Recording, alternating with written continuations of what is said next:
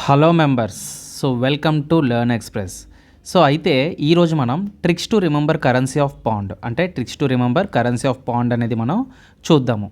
ఏంటి ఇక్కడ సేసు, మీరందరూ రంగస్థలం సినిమా చూసారా? అందులో గుండోడు ఉంటాడు కదా, వాడే శేషు మాట.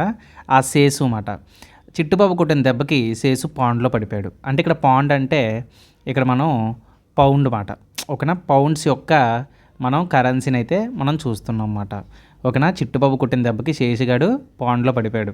ఓకేనా, ఇక్కడ సేసు అంటే ఏంటంటే ఇప్పుడు ఈ కంట్రీస్ అన్నీ కూడా మనకి ఈ యొక్క పౌండ్ కరెన్సీని ఫాలో అవుతున్నాయి అన్నమాట. ఫర్ ఎగ్జాంపుల్ ఇక్కడ ఎస్ అనేది మనం చూసినట్లయితే ఇక్కడ ఎస్ అనేది మనకి సౌత్ సడన్ వస్తుంది. ఇదేమొస్తుంది? సౌత్ సడన్ వస్తుంది. South sudden. నెక్స్ట్ ఇక్కడ ఈ వచ్చేసి మనకి ఏమవుతుంది అంటే ఈజిప్ట్ అవుతుంది. ఓకేనా, ఈజిప్ట్. అలాగే ఇక్కడ ఇంకొక ఎస్ వచ్చింది కదా, ఇది వచ్చేసి మనకి ఏమవుతుంది అంటే సిరియా అవుతుంది. ఇదేంటి? సిరియా.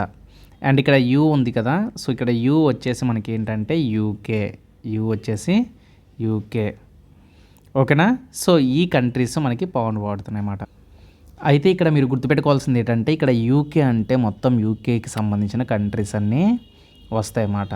ఓకేనా, సో అది అంటే చాలామందికి పౌండ్ అనగానే, పౌండ్ కరెన్సీ అనగానే మనకి యూకేనే గుర్తొస్తుంది, అంటే ఇంగ్లాండ్. ఓకేనా, సో ఎక్కువగా మీకు గుర్తొచ్చేది ఏంటి? ఇంగ్లాండ్ కదా, సో దానికి సంబంధించింది అన్నమాట. ఓకే, సో మళ్ళీ నెక్స్ట్ వీడియోలో కలుద్దాం. Thank you.